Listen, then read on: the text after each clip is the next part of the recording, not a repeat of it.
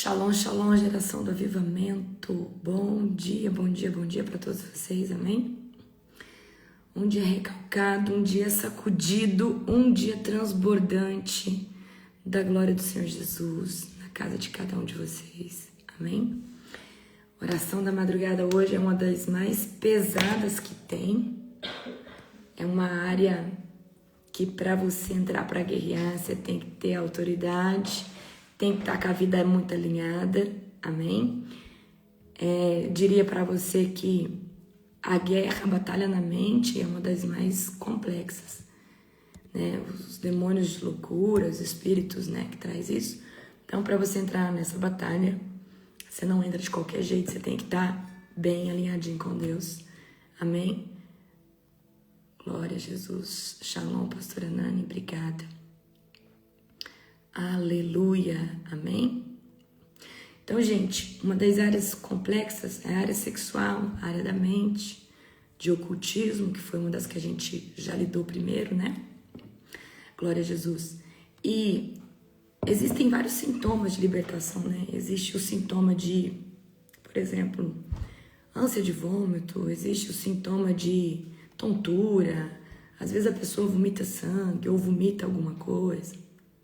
Só que uma das coisas que eu percebo, toda vez que nós estamos falando de batalha da mente, eu vejo as pessoas sentirem coceira, tá?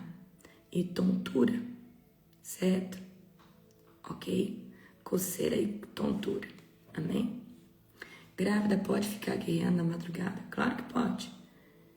Você que deve guerrear, né? Então, se a grávida está orando, já ora pelo filho que está no ventre, né?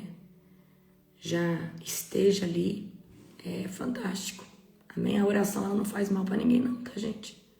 A oração, ela é muito boa. Agora, talvez se essa pessoa que está grávida não tenha autoridade e às vezes entra numa guerra orando, intercedendo, aí já não é legal. Então, o que eu recomendo? Que essa gravidinha só escute a oração, esteja ali orando junto, mas que ela não esteja puxando a linha de frente. Caso ela não tenha o quê? Prática, né? Não seja uma guerreira, né? Uma guerreira do Senhor Jesus. Amém? Em que sentido? Por exemplo, uma pessoa está grávida, ela começa a mexer com uma batalha espiritual que ela não sabe, ela não está acostumada. Certo? Vocês entenderam? Mais ou menos isso. Aleluia, glória a Deus. Shalom, pastora Maria. Shalom, profeta Ronan. Shalom, profeta Ivonei. Shalom, shalom, Vanusa. Shalom. Eu até desgasto um pouco a minha voz quando é sobre libertação da mente, porque ela é bem puxadinha. Amém? Gente, como que vocês estão? Vocês estão bem? Já se recuperaram da conferência? Já estão gerando outra? Eita, glória. Aleluia, glória a Deus. Eu já falo para você que os bastidores da próxima, como nunca antes, já estão se movendo, porque é grande o que o Senhor vai fazer o ano que vem, tá? Em setembro começa o meu time de intercessão. Eles vão começar a tirar ali pelo menos 3 horas por dia, intercalando com alguns intercessores já pela conferência do ano que vem.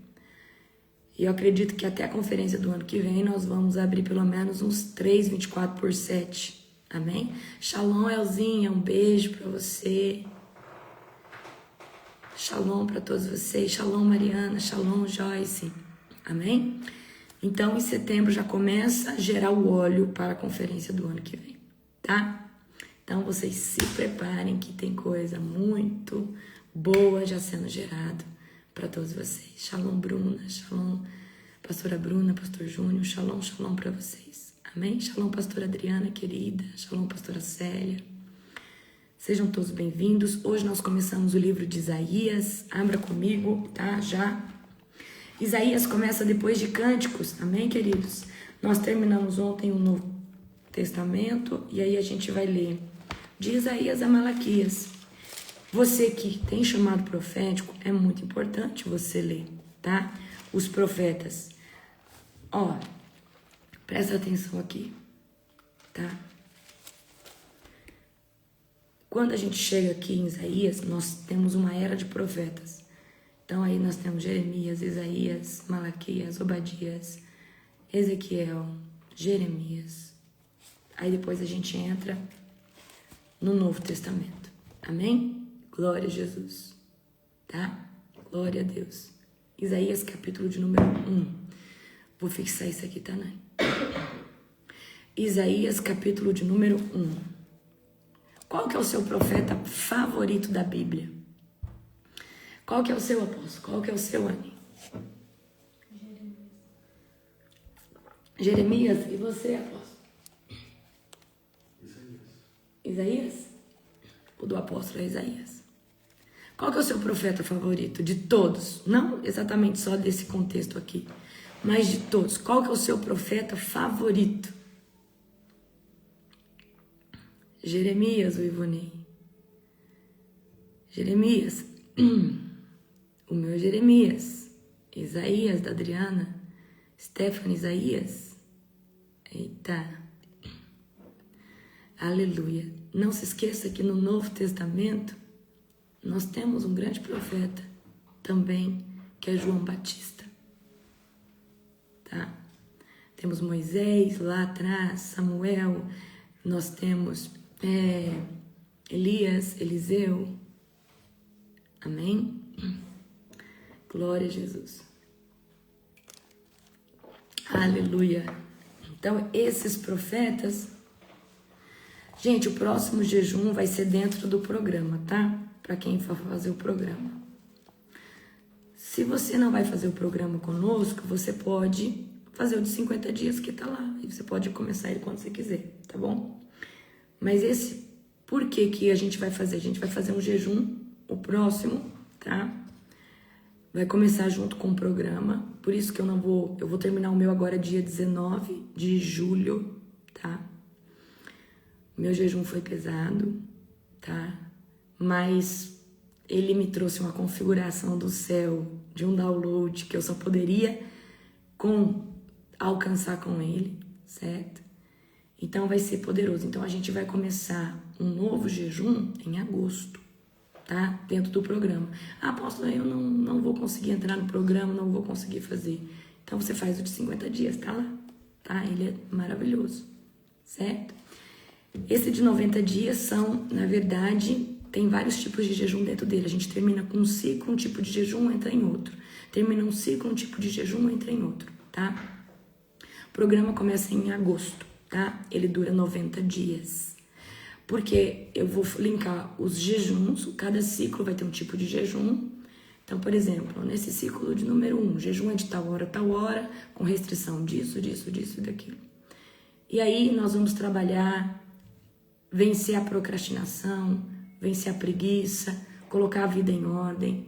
Então, eu tô linkando tudo, alimento, tá? Algumas coisas de dinâmica que você vai estar fazendo. Ciclo 2, já muda o jejum, muda tudo, certo? Então vai ser bem legal, tá? Aleluia. Abra comigo Isaías 1, vamos orar para nós começarmos, tá? Querido Deus e Pai Todo-Poderoso, na autoridade do nome de Jesus, eu venho aqui, Senhor Deus, te glorificar por essas madrugadas. Eu venho aqui, Senhor Deus, te enaltecer, Pai, porque o Senhor tem nos dado alimento espiritual, tem nos dado autoridade no nome de Jesus, e que o Senhor continue fazendo isso. Senhor Deus, eu quero te apresentar o livro de Isaías e todos os outros profetas, e quero chamar por uma unção de revelação, uma unção, Senhor Deus, diferenciada sobre esses devocionais.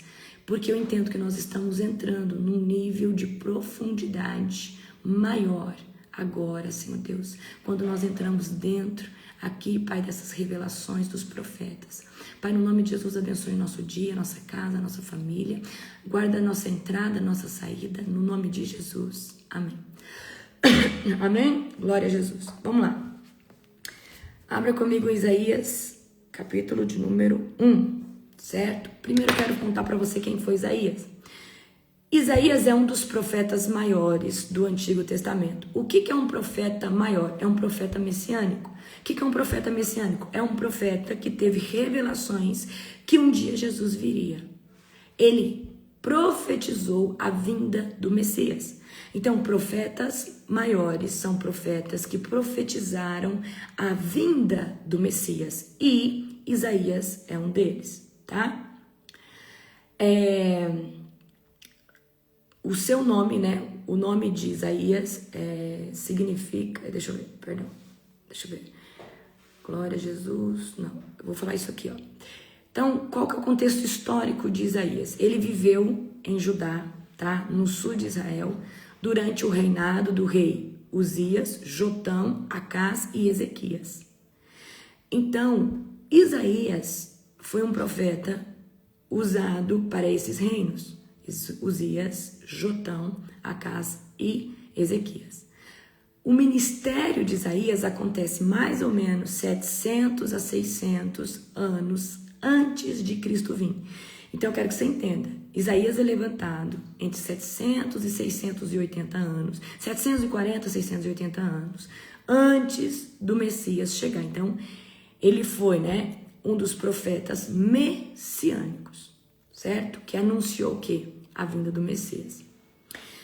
Isaías, ele é levantado, tá, de forma sobrenatural ali no capítulo 6, onde ele tem um encontro, ele vê, né, no ano que morreu o rei Uzias, você conhece, né, essa história. E aí Isaías vai dizer, eis-me aqui, envia-me a mim, certo? Então, ele é um profeta de governo, tá? Ele tinha acesso direto à corte do reino, ele tinha uma unção visionária, ele é autor de palavras messiânicas, né?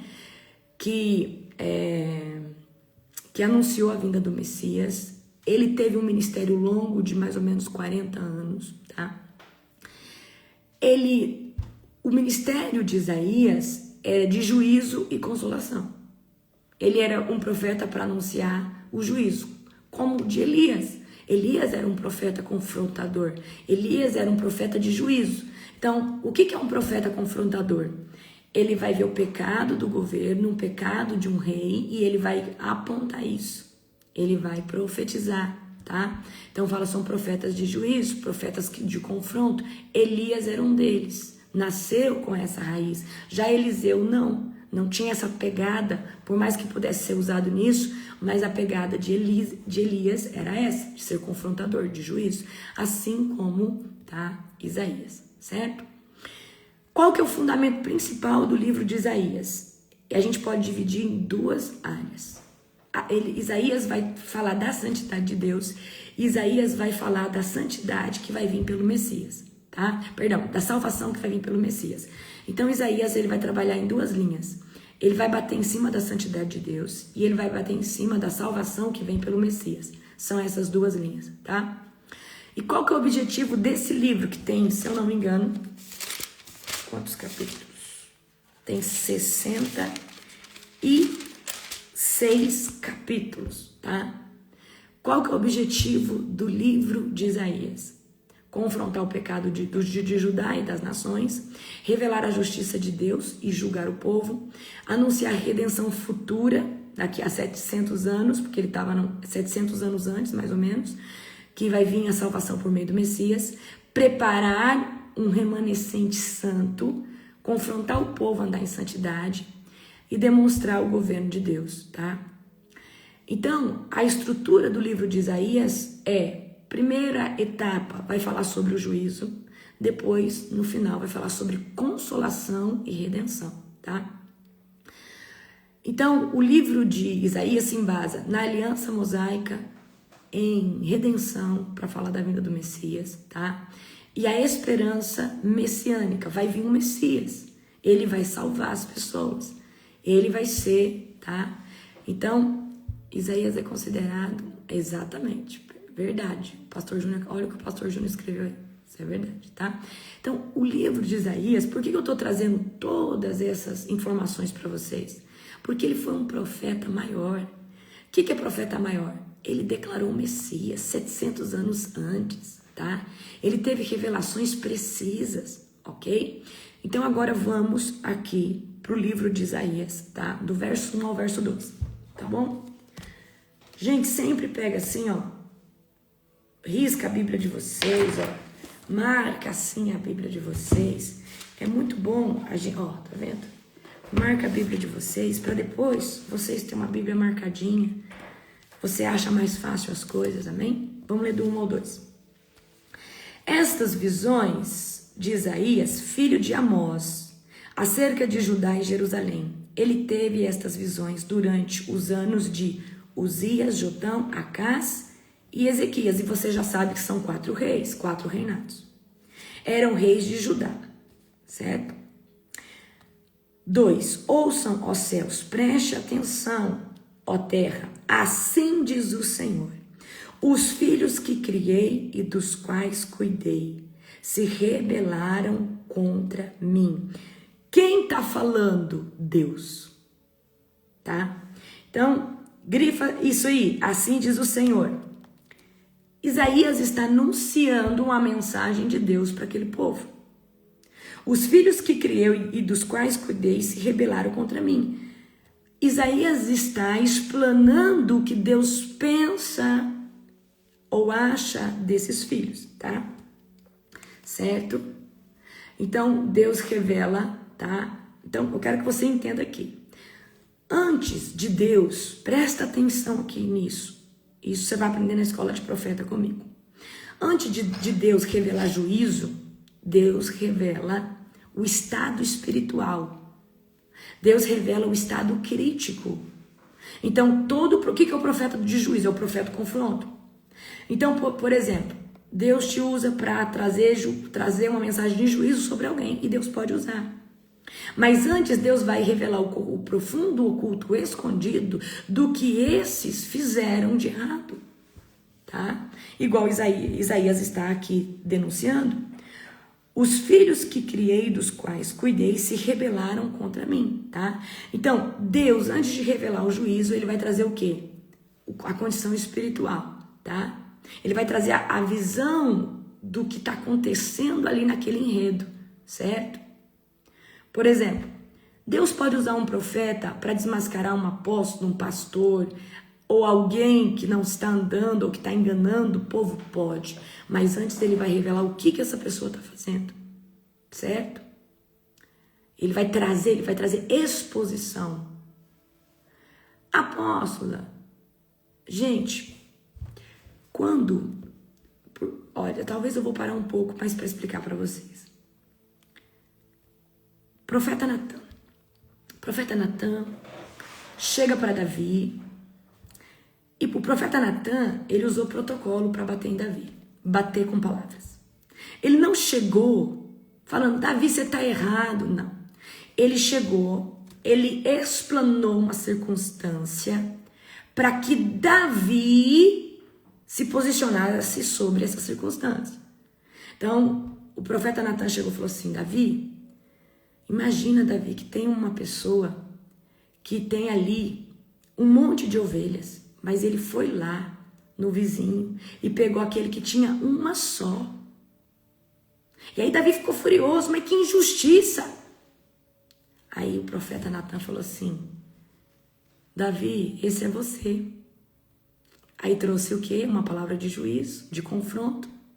Mas o profeta Natan antes explanou o que Davi fez, só que Natan foi muito sábio.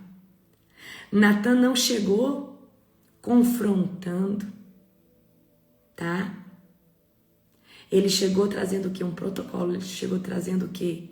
Olha essa situação, rei Davi. O que o senhor acha disso? Isso aqui é injustiça, que eu não aceito isso no meu reino. Isso é o Senhor. Então, o profeta, quando ele traz juízo, o ideal, ele não chegar confrontando, ele chegar expondo. Ele chegar com, primeiro, um protocolo, certo? Ele usou uma parábola, exatamente, Ronan, exatamente, tá? Muito bem posicionado, certo? Então, vamos continuar aqui agora, tá? Vamos continuar aqui agora do verso 3 ao 4. Tá? Os filhos que criei, dos quais cuidei, se rebelaram contra mim. Até mesmo o boi conhece seu dono, e o jumento reconhece o cuidado de seu senhor. Mas Israel não conhece o seu senhor. Meu povo não reconhece o meu cuidado por ele.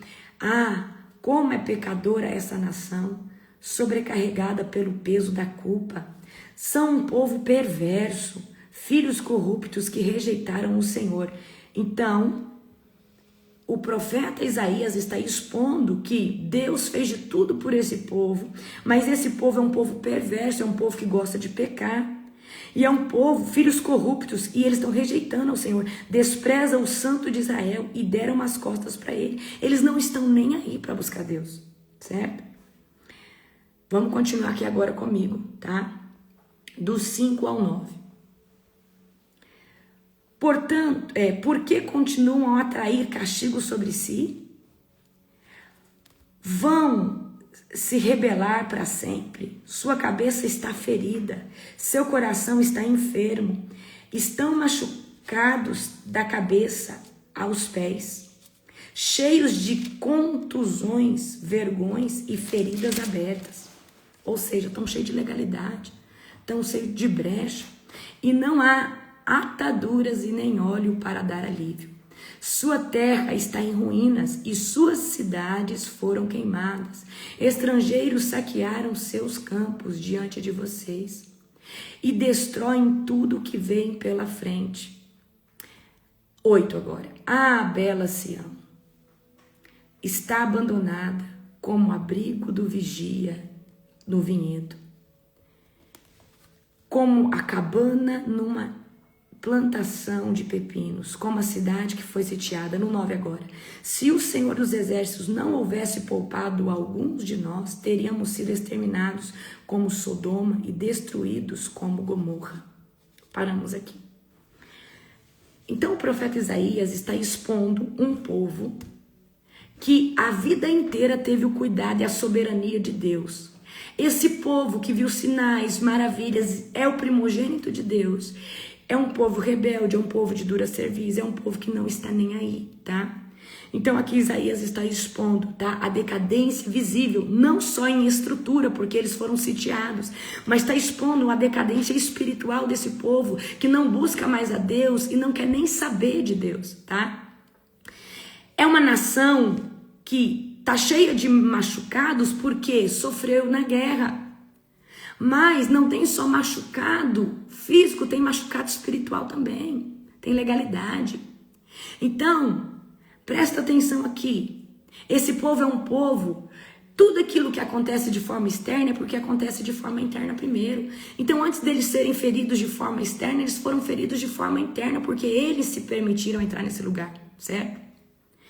Então, o que eu quero dizer para você? Vou pegar essa palavra e vou aplicar no profético aqui para nós. Até mesmo uma pessoa com promessa, escolhida do ventre, se ela não andar nos caminhos do Senhor, se ela não estiver debaixo de rendição do Senhor, o inimigo vai fazer com ela, o inimigo vai saquear ela, o inimigo vai machucar ela. Você pode ter, presta atenção, você pode ter promessa, ser ungido, mas se você não andar em obediência, acontece a mesma coisa que está acontecendo com esse povo aqui, tá? Vamos agora do 10 ao 15. Ouçam a palavra do Senhor, líderes de Sodoma. Prestem atenção à lei do nosso Deus, povo de Gomorra. Nós sabemos lá atrás que Sodoma e Gomorra era uma cidade que estava tendo muita perversidade sexual. Era uma cidade de muita imoralidade sexual. Agora, o profeta está chamando esse povo de Sodoma e de Gomorra. Então, o nível de perversão aqui, ele é muito grande. Ouçam a palavra do Senhor, líderes de Sodoma. Então, nós estamos falando de um povo que está muito perdido ao ponto de ser comparado com Sodoma e Gomorra. O que os faz pensar que desejam seus muitos sacrifícios? Agora, eu amo essa parte aqui. Grifa essa parte aqui. O que os faz pensar que desejam os seus muitos sacrifícios diz o Senhor.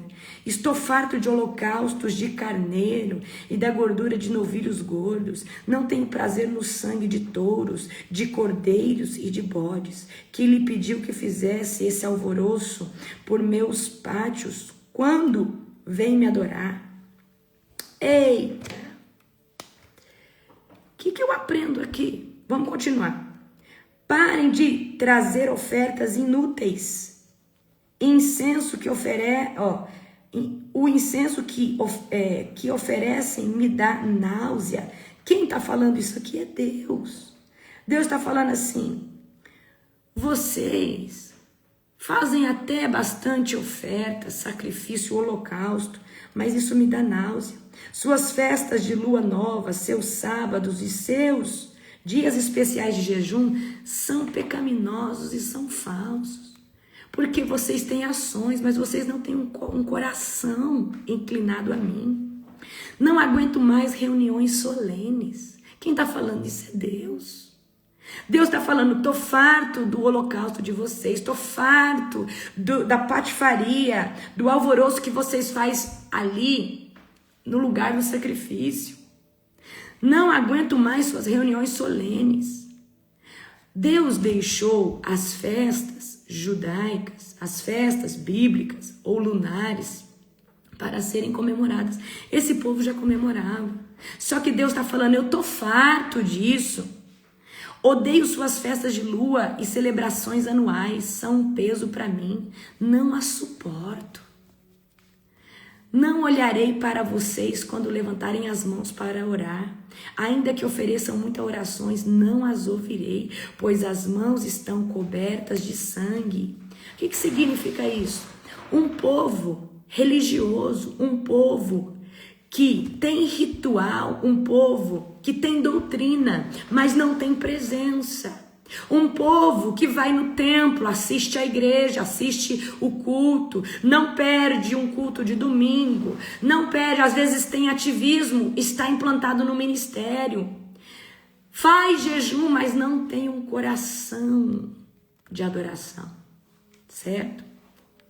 Então, aqui Isaías está trazendo uma exposição de Deus, e Deus está falando: eu não aguento mais vocês.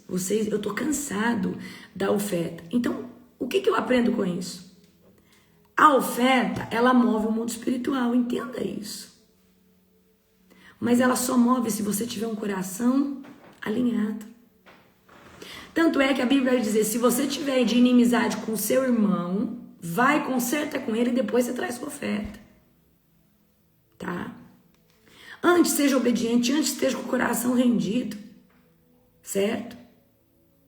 O coração está doendo, está doente, exatamente, tá? Então o Senhor compara o povo aqui com Sodoma e Gomorra. E ele rejeita a oferta, ele rejeita as festas religiosas, ele está rejeitando a oração, o jejum desse povo. Porque esse povo tem prática, mas não tem obediência, não tem adoração, não tem rendição. E a gente vê isso hoje muito em muitos lugares. Tem uma igreja cheia de gente, de doutrina, de religiosidade, mas pobre em presença, pobre no mover do Espírito Santo. Por que pobre no mover? Porque o Espírito Santo se move na medida que você permite. E o líder, ele é um dos promovedores dessa manifestação. Se o líder dá liberdade para a igreja se move. Se ele não dá liberdade, a igreja não se move. Tá? Então, culto sem o coração entregue a Jesus, ele é só um ritual religioso. Então nós precisamos nos entregar, nós precisamos estar rendidos ao Senhor, tá? Então não adianta a gente ter uma aparência religiosa, saia lá no pé, uma veste assim. Gente, vocês viram nas madrugadas na conferência, e toda madrugada a gente tá aqui. Mas na madrugada a gente tava ali, o povo tava dançando, adorando, se entregando, chorando. Então a gente não tava ali cumprindo um protocolo. Nós estávamos ali para um encontro, adoração. Então eu acredito que é esse nível de adoração que o Senhor busca de cada um de nós. É você estar num lugar e não se importar com quem está do seu lado, mas você está ali, eu estou aqui para te adorar, estou aqui para te encontrar, estou aqui para me render. O que eu aprendo? Do que adianta eu ter muita oferta, eu ser uma pessoa generosa, eu ter muitos jejuns, só que eu não sou uma pessoa que tem um coração rendido? Meu coração precisa estar rendido. Deus, ele vai falar assim, eu prefiro obediência. Uma pessoa que obedece, ela sacrifica tudo. Mas quem só vive de sacrifício, talvez não seja obediente. Então, antes de sacrificar, antes de renunciar, antes de ofertar, aprenda a ser obediente. O obediente, Deus vai pedir coisas difíceis para ele colocar no altar, como pediu para Abraão. E Deus está falando com alguém aqui. É lindo o seu jejum, é linda a sua oração, mas Deus quer a sua obediência radical. Deus está pedindo para mim falar com alguém aqui. Você tem obedecido, mas aonde te convém. Mas Deus não quer uma obediência em partes. Deus quer uma obediência radical. Não se mova pelo seu coração aonde te convém. Porque o que te convém pode não ser a vontade de Deus. E Deus está aqui agora pedindo para mim falar isso para alguém. Tem gente que obedece, mas é em partes. E você só obedece porque te convém. E Deus já tem falado com você. Mas aquilo que o seu coração te chama para se mover ou para ir, Deus manda dizer que pode não ser a vontade dele. Eita! Aleluia! Então o Senhor, ele não se impressiona com a estrutura com a qual você adora ele, com o incenso que você oferece, com o cordeiro que você oferece, com o jejum, porque existem várias formas de adorar o Senhor. Jejum, oração, renúncias. Ele não se impressiona com isso. Antes, ele se impressiona com um coração em submissão. E eu quero que você entenda que existe uma palavra poderosa que é rendição. O que é rendição? Eu estou rendido no Senhor. Ele faz o que quiser comigo. Uma pessoa rendida é uma pessoa que obedece, é uma pessoa que honra. Amém? Glória a Jesus. Então Deus, quando Samuel vai atrás do próximo rei, chega na casa lá do pai de Davi. E ali os irmãos de Davi são do exército, são grandes, são musculosos talvez. Mas quando vê Davi pequenininho. Então Deus nunca se moveu pela aparência, ele se move pelo coração. Deus não se move pela aparência, Deus move pelo coração. Você pode ter uma performance, uma estrutura, mas Deus não, isso para Deus não importa, porque a força vem dele, a estratégia dele, o intelecto vem dele.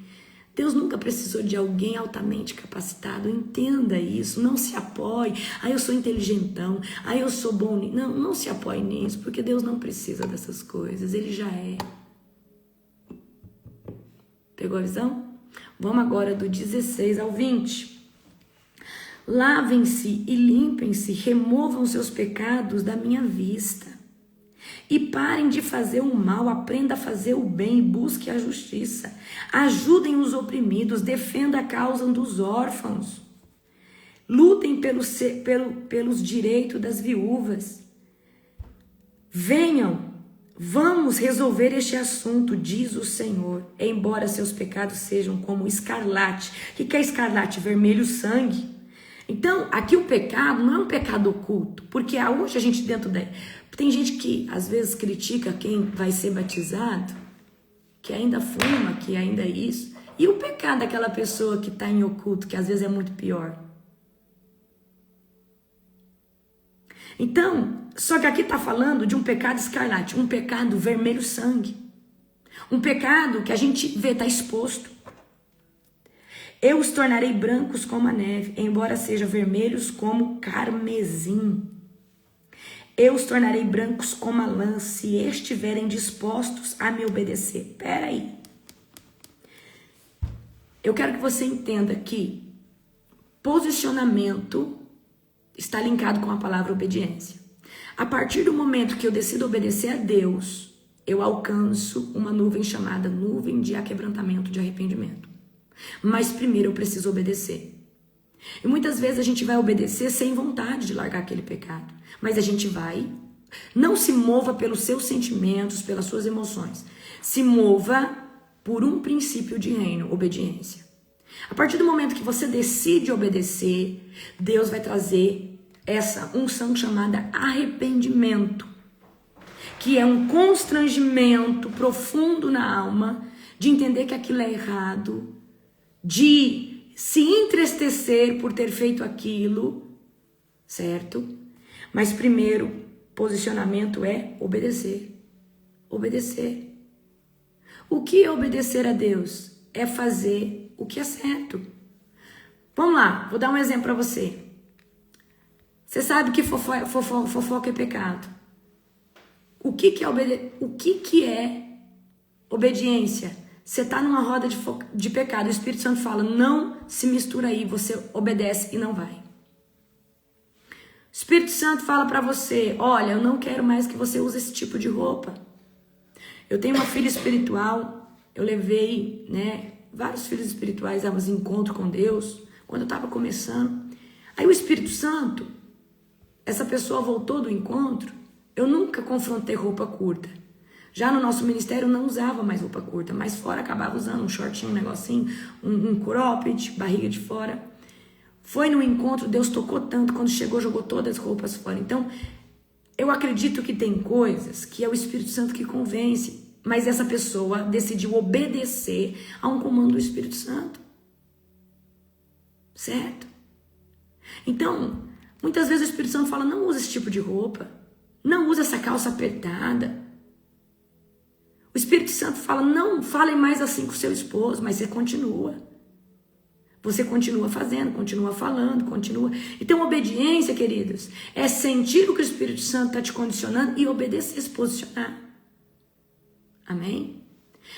Então, exatamente isso.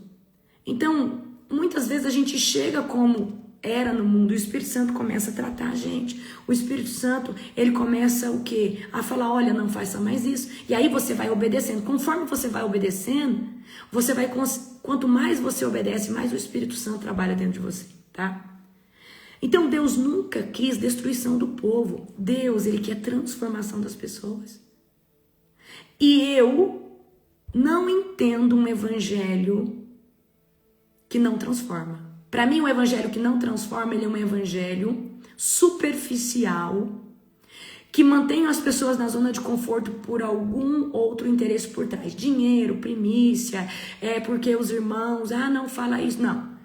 Para mim, eu não tô nem aí com o que você pode oferecer ou não para o templo. Eu sei que Deus colocou em mim uma mensagem de anunciar o evangelho. Só que o evangelho que eu conheço, que é o bíblico, ele tem que te confrontar a parar de pecar e a ser transformado de glória em glória. O evangelho que não transforma é um evangelho superficial demais ou mal pregado, mal exposto. Evangelho tem que bater na ferida. Evangelho tem que bater em cima do pecado. Por quê? O Espírito Santo é quem vai fazer a segunda parte. Nós somos pregadores, anunciadores do reino, mas quem faz a segunda parte é o Espírito Santo. Como que o Espírito Santo confronta alguém ruminando dentro que aquilo está errado, se essa mensagem não chegou? Vocês pecam ou caem por falta de conhecimento. Eu tenho que ter conhecimento que fofocar é pecado, é o conhecimento. Meu pastor acabou de dizer que fofocar é pecado. Uma vez que eu tenho conhecimento que fofocar é pecado, eu estou numa roda de fofoca, o Espírito Santo acaba de dizer para mim, não está certo isso. Mas eu só consigo ter essa exortação de dentro do Espírito Santo, porque agora eu tenho conhecimento que aquilo está errado. Ou essa pessoa precisa ser extremamente sensível ao Espírito Santo. Mas se ela é extremamente sensível ao Espírito Santo, ela já parou de fofocar. Eu estou falando de um novo convertido, tá? Então Deus nunca quis destruição das pessoas, Deus sempre quer a transformação, tá? Mas a condição para essa transformação é uma obediência voluntária e uma obediência radical. Em 2016 foi onde eu me posicionei com Deus, não tem muito tempo. Eu já era cristã, já era batizada com o Espírito Santo, já tinha sido batizada nas águas. Mas era aquela crentinha, tá? Como que eu posso dizer? Aquela crentinha falciana, que ia na igreja só para dizer que, né? Mas eu não tinha vida com o Espírito Santo, não tinha vida com Jesus. E eu entendi que com Deus não existe o morno ou um meio termo, meia obediência. Ou é ou não é. Tá? Então eu me posicionei radicalmente. Eu tive um crescimento estrondoso, mas eu tive uma obediência radical. E Deus busca de nós obediência radical. Não só de nós, mas de todos os homens profetas de Deus que você vai ver, tá? Então, quando o povo é obediente, quando o povo está em santidade, Deus responde de forma exagerada, de forma avassaladora. Vamos continuar aqui agora comigo, tá? Vamos mais rápido, tem coisa aqui ainda.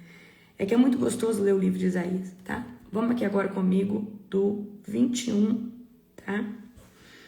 Deixa eu ver se eu li até onde eu li. Eu li até o 20, tá? Vamos ler aqui agora comigo do 21. Vejam como a cidade antes, tão fiel, tornou-se uma prostituta. Quando Deus chamar uma cidade prostituta, nós estamos falando de prostituição espiritual. Porque a Bíblia fala para nós que nós somos a noiva do Cordeiro. Então, nós temos uma aliança com Deus por intermédio do Cordeiro, tá? Então, toda vez que a Bíblia trouxer a palavra prostituição, nós estamos falando de pessoas que tiraram Deus como primícia. Ah, no 19, gente? Tá? Deixa eu ver. É 19. Então, vou continuar aqui no 20 com você. Vou ler de novo 19. Se tiverem dispostos a me obedecer, terão comida com fartura. Se, porém, se desviarem e se recusarem a ouvir, serão devorados pela espada, por juízo, tá? Eu, o Senhor, falei. Jerusalém, cidade infiel. Vejam como a cidade antes tão fiel se tornou prostituta. Antes era o centro da justiça e da retidão. Agora está cheia de assassinos. Antes era como prata, agora se tornou desprezível. Antes era pura, agora é como vinho misturado com água. Seus líderes são rebeldes, companheiros e ladrões. Todos eles amam subornos e exigem propinas, mas não defendem a causa dos órfãos. Então está falando de líderes corruptos, que tem mistura. Nem se preocupam com os direitos das viúvas. Por isso, o soberano Senhor dos exércitos, o poderoso de Israel, diz, presta atenção aqui agora, tá? Eu me vingarei de meus inimigos e darei a meus adversários o que eles merecem. Deus, ele é misericordioso, mas ele é um Deus de justiça também, tá? Então, o que Isaías está expondo? Uma liderança que perdeu o temor de Deus, uma liderança que agora busca dinheiro, propina, é ladrão, é um povo corrupto, é um povo desprezível. Antes tinha retidão, mas é um povo que se vendeu ao sistema. E eu quero confrontar aqui agora. Nós sabemos que existe um meio evangélico, um meio gospel. Mas eu quero que vocês aprendam algo. Quem se move pelo Espírito não se vende ao sistema. O que é o sistema? Eu preciso falar nessa língua, eu preciso falar dentro do que todo mundo está falando, porque é isso que agrada o povo. Você não veio para agradar ninguém, você veio para anunciar aquilo que Deus mandou você anunciar. Não se venda ao sistema. Eu não vou pregar a mensagem que Deus me deu, porque isso daqui atrai muito hater. Até os pastores mesmo me perseguem. Mas não é bíblico? Está na Bíblia? Então qual que é o seu medo? Não se venda ao sistema. Não busque alianças que Deus não pediu para você fazer. Por isso que eu falo, o primeiro nível de quebrantamento, de libertação, é se libertar da vaidade, do ego, se libertar de títulos e status, porque isso não leva ninguém para o céu. Isso, de verdade, eu quero que você entenda isso, tá? Não se venda. Ah, eu fui chamado para pregar, mas olha, aqui não prega sobre adultério, porque... Ah, não, aqui eu não fico falando de demônio, porque aqui, aonde não cabe a mensagem que Deus colocou no seu coração, não te cabe também. Ah, mas ali eles iam me dar uma oferta gorda. Já rejeita, porque é oferta de altar sujo. Amém? Por que eu estou falando isso para você? Porque hoje, nesse meio, está assim. Nem todo meio é genuíno. Nem todo meio tem uma busca, um coração rendido. Tem muitas igrejas maravilhosas, queridos. Mas tem muitos lugares que estão vendidos, estão exatamente como esses líderes aqui, tá? Quando os líderes se vendem para o sistema, que é o que está acontecendo aqui, tá? O povo se desvia. O povo segue em Jesus, segue ao Deus Todo-Poderoso, que Jesus ainda não tinha vindo. Mas o que eu quero dizer para você? Quando o líder ele é modelo da busca e da vida que ele prega, todo o rebanho busca. E há uma resposta no rebanho. Só que aqui os líderes, eles estão caídos, tá? Então, por exemplo, por que vocês jejuam tanto comigo? Porque vocês me vê jejuando. Por que vocês oram na madrugada? Porque vocês me vê orando. Seria diferente se eu tivesse colocado a vida inteira outra pessoa para orar. Não teria sido modelo. Poderia ter lá uns gatos pingados, mas só tem um exército orando comigo na madrugada porque é eu e o apóstolo que puxa. E nós somos o maior exemplo desse ministério porque Deus nos confiou esse ministério. Então, quando você vê os próprios líderes ali, isso te dá o quê? Gás. Então, eu quero que você entenda, tem coisa que é para você fazer e não é para você delegar. Tem coisa que você pode delegar, mas tem coisa que é para você fazer. Amém? Então, aqui a liderança perdeu o temor de Deus, tá? A injustiça entrou ali no coração deles, a opressão, falta de honra com as viúvas, os órfãos. Amém? Vamos continuar aqui do 25, tá? Levantarei o punho contra você e derramarei e separarei o que é descartável e removerei todas as suas impurezas. Eu lhe darei bons juízes e conselheiros sábios, como tinha no passado. Então você voltará a ser chamada de cetro da justiça, cidade fiel. Sião será redimida pela justiça, e os que se arrependerem serão restaurados pela retidão. Mas os rebeldes, os pecadores serão destruídos, serão consumidos os que abandonaram o Senhor. Vocês se envergonharão de sua idolatria. Grifa a palavra idolatria.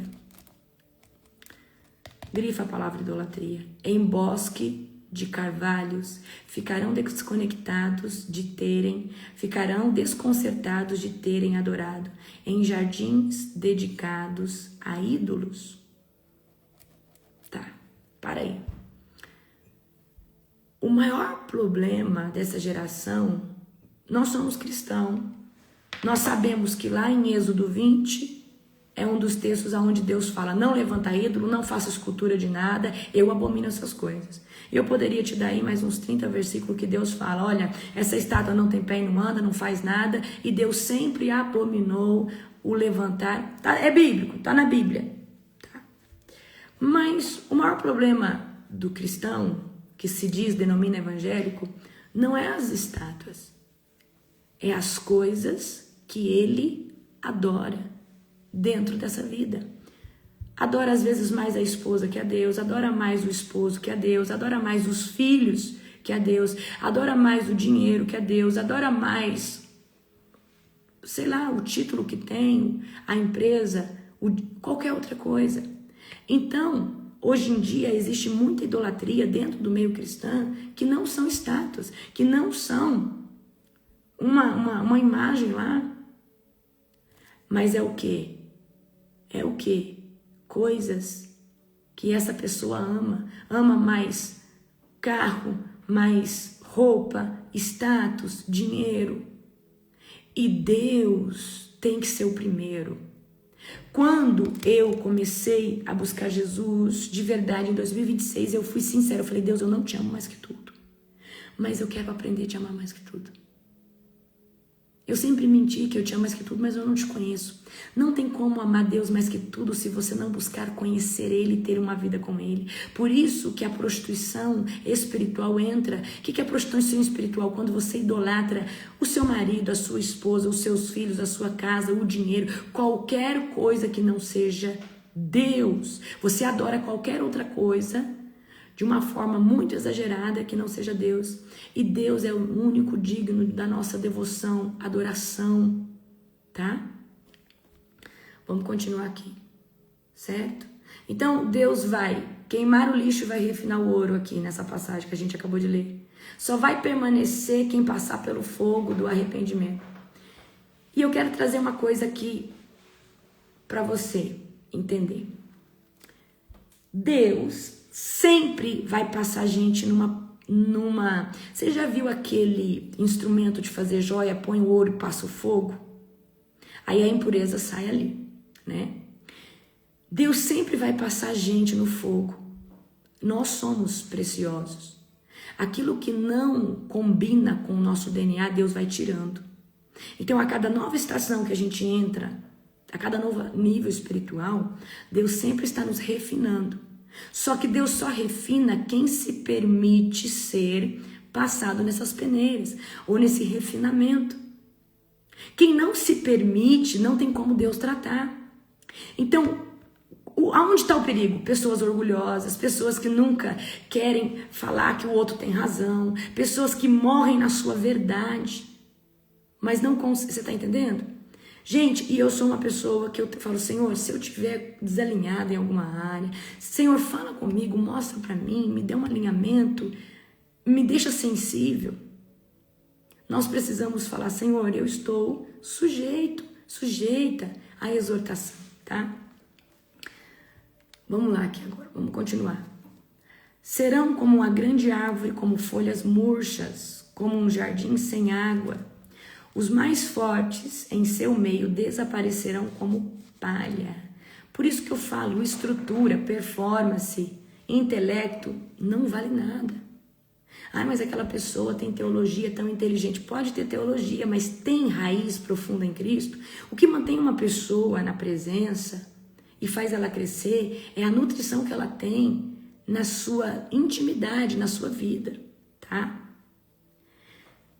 Seus atos perversos serão faísca que a incendeia. Queimarão junto com as suas obras e ninguém conseguirá apagar o fogo. É forte, amém?